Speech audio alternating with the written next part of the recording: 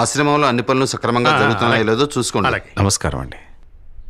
ఓహో, రసిక శిఖామణి తులసిదాస్ గారు, మీకు ఉద్యోగం ఇచ్చిన పాపానికి మా కళ్ళు కాయలు కాసేలా ఎదురు చూస్తున్నామండి. క్షమించాలి, నేను ఇది కావాలని చేయలేదు. మీకు తెలుసు కదా, కొద్ది రోజుల క్రితమే నాకు వివాహం అయిందని. వివాహం అయిందా? విన్నారా? వివాహం అయిందంట. వివాహం మాకు అయిందయ్యా. భార్య అంటే మాకు ఇష్టమే.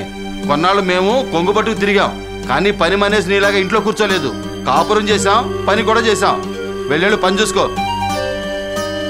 చూడండి, ఇతను పని చేస్తున్నంతసేపు కనిపెట్టుండండి.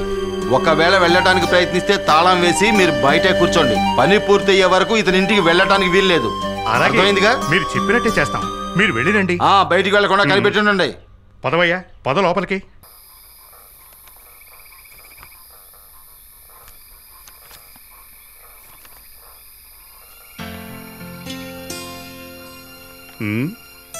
వెళ్ళిపోతున్నాడా?